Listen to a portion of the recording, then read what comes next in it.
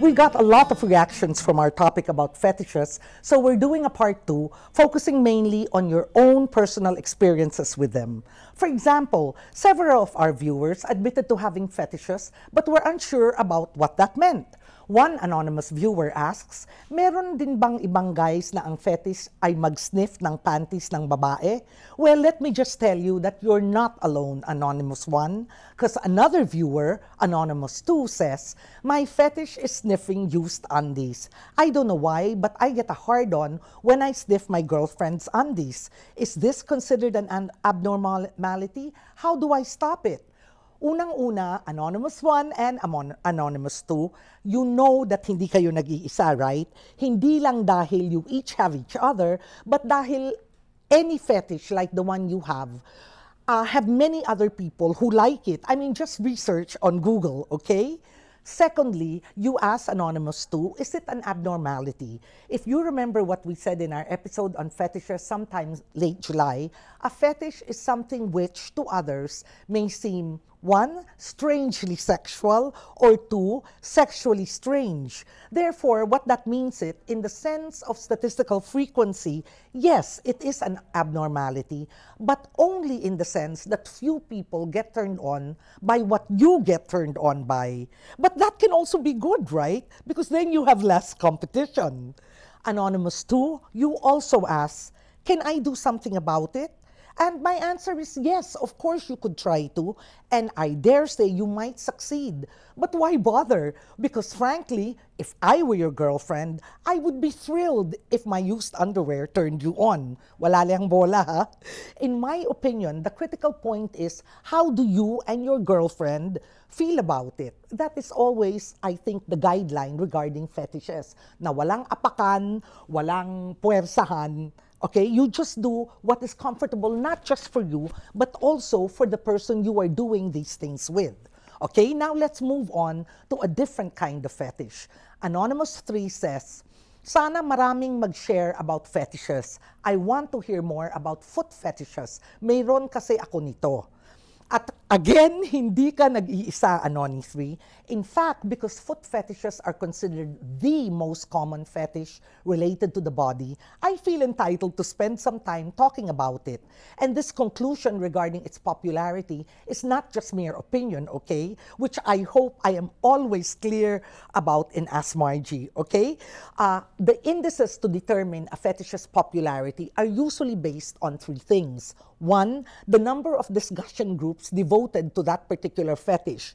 B, the number of individuals participating in the group. And C, the number of messages exchanged. Why, even here on Ask Margie, the greatest number of personal messages I got for this particular episode on personal fetishes were about foot fetishes. Okay, now here's another male gay viewer who shares his experience. He says, feet is my favorite fetish. Ang sexy-sexy kasi ng isang lalaki na maganda at malinis ang paa. Before I look at the face, feet talaga ang tinitingnan ko. Maybe I was drawn to my belief that the feet has a lot to say about the size of the package. The bigger the feet, the more titillating it is. Yummy feet means yummy guy.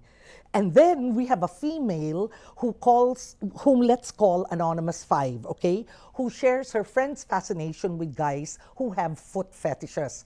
Her friend says, one single woman I know even joked that she'd love to meet a foot fetishist. At this point in her life, a good foot massage sounded better than sex.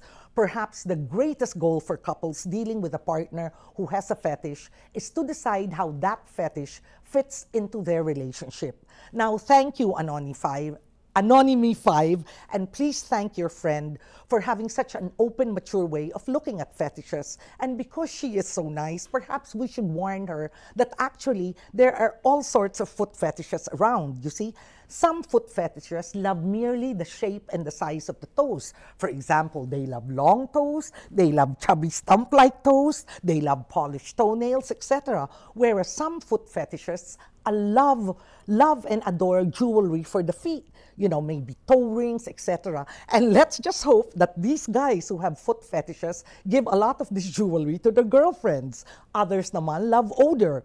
which let me just tell you personally, I do not, okay? And still others, they like sensory interaction. They love smelling the feet, licking, kissing, tickling, etc. And then there are the kind of foot fetishists that are the kind your girlfriend dreams about, the kind who love treatments such as manicures and massages. But tell her to also be on the lookout, because what may happen is that you both want to get pedicures and foot massages but are not so happy about giving them. So it's good to be a little more discriminating about what foot fetish is really about, the particular one. Okay, now let's move on to yet another type of fetish, which is peeing on someone's partner. Anonymous 6 says, Doctora, have you heard of Golden Rain? I love doing that to my girlfriends, but after 2 or 3 times of their experiencing this, my girlfriends break up with me. Anonymous 7 says, something that is similar. He says, please explain urolagnia. My wife accused me of having this, but she knew all about what turned me on before we got married, so why has she changed? Now, in my mind, Anonymous 6 and 7, I'm not really sure about what happened to your girlfriends and your wife, but my guess is that they really weren't into getting peed on. Some girls might find it nice and warm, and if the peer drinks enough water so that his pee is a light color, that means that then it is less salty and is less pungent, even in smell. So I guess for some women, this could even be called refreshing, especially on a warm day. But apparently, Anonymous 6 and 7, all of your partners did not feel that way. To them, the cons strongly outweigh the pros. And for that, I am sorry. Sorry that it didn't work out for you where these particular partners were concerned, and also sorry for your partners that it didn't work out for them.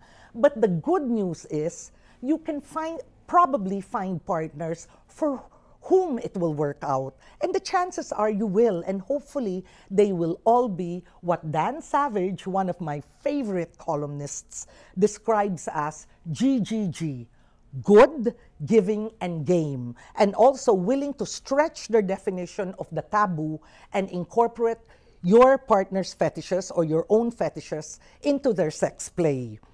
Now, finally, let's move on to 3 more complicated private messages that I got for this episode, okay? James asks if wanting to have sex with an older partner could be considered a fetish. He says, is wanting to have sex with a 40 to 50-year-old woman a fetish? I find them more interesting in bed than those of my age bracket. What's more weird is, because I'm even more turned on by those who are ugly than the beautiful ones. Weird, isn't it? I imagine how much satisfaction I can give them during sex. Parang it's a dream come true for them, because as we all know, ugly gets little sexual attraction than beautiful ones, at least for me. Is there something wrong with me? Now, on the contrary, James, something, in fact, might be very right with you. Well, especially to 40 to 50-year-old ugly women, though it might not be a good idea to tell them what about them really turns you on. But seriously, the only thing I think I would ask myself, James, is, if I were you, is this desire to sleep with such women really a fetish or merely an ego booster for me, disguised as a fetish, so that I feel better? You know, it's far better to say, my God, you know, I have a fetish, that my God, I'm really a mayabang SOB, because the only way I can get to feel admired is if these, you know, ugly women are so grateful that I deign put my penis in your vagina, you know. Now, I think also, James, finally, before you get married, maybe you should ask yourself what your real criteria for sexual arousal is. Because if you don't plan to marry a not so beautiful 50-year-old, it might be a good idea to also make sure you get turned on by who or what your future wife is or represents, okay? Now, the last 2 PMs I want to share with you are both from women. The first is from Winter Melon, okay? And she says, hi, Dr. Margie. I'm a plus-size Filipina. I weigh 250 pounds and stand at 5 foot. Dito sa Pinas, sobrang humiliated ako kasi ang taba-taba ko. Walang nakipag-date sa akin. Ang pangit-pangit ko. Sobrang walang self-esteem. Pero nung may nakilala akong foreigner, ang saya kasi tanggap niya ako. He likes how plump I am. Hirap kasi ako mag-lose ng weight, Doc. I have PCOS, which to the other people is polycystic ovarian syndrome, which means it is very, very hard to lose weight. But it's really weird kasi he wants to feed me more. He wants me to reach to 500 pounds. He likes feeding me. Sobrang naaaraw siya. Kahit ayaw ko na, gusto niya pa rin ako pakainin. It's my first time encountering this kind of fetish. Sinasabi ko kasi na it's bad for my health if I grow bigger, and baka di na kayanin ng paa ko lumakad. Pero okay lang po kay Guy. Gusto niya talaga na sobrang laki ng tipong immobile na ako. I don't know how to deal with this. Parang feeling ko, I'm in a life and death situation. Haha, pero ganun talaga yung feeling ko. Parang masyadong selfish. I love him, but the feeding fetish is wrong. How should I deal with this? Thanks, Doc. Idol ko kayo. So, Wintermelon, thanks also. At kita-kits tayo mamaya ha, gaya ng sinabi ko, okay? At salamat rin, Wintermelon, na binigyan mo ako ng permiso, banggitin ang sulat mo at magbigay ng paliwanag. And here it is.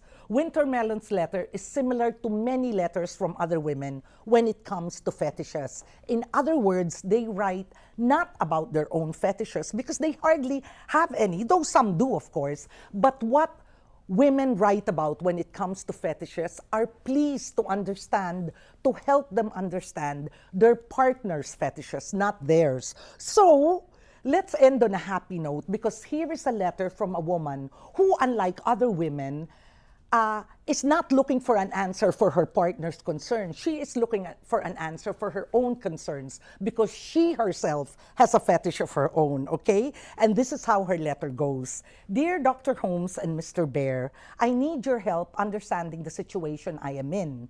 I am a 40-year-old woman, separated, with 2 young daughters. I have always thought of myself as liberal and open-minded.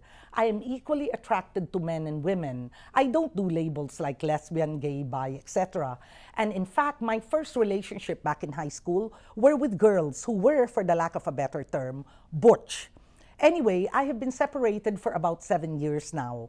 Last year, I got introduced to boy love, BL, or YAOI. Now, please forgive me, no, it probably shows that I'm losyang and out of it, but I don't know how to pronounce YAOI, so I'll call it yaoi, okay? Because apparently that's what it's called, and reading yaoi manga has become some sort of an addiction in the sense that over the past 6 months, not a day passes by without me spending hours reading boy love manga. This, in a way, has turned me off heterosexual sex and was contributory to the deterioration of my marriage. Now, the predicament I am in is that I find BL, boy love, or yaoi so much more fascinating, and I find that I shy away from sex between men and women and women and women. I get turned on more about men and men. I know there is something wrong here, but I really don't have anybody whom I can talk to sort this out. Please, please help me. Thanks in advance and best regards, Pat. Okay, now are you curious about how Wintermelon's and Pat's situations pan out? Well, two-pronged at Rappler.com will be answering these letters very soon. So, abangan, okay? And forgive me if it sounds like I'm advertising here because I guess I really am. Okay, well, that's it for today. Thank you so much for all your comments and questions. Keep the discussions going below. Send me your comments on Facebook, tweet using the hashtag AskMargie, or send an email to askmargie@Rappler.com. See you next week.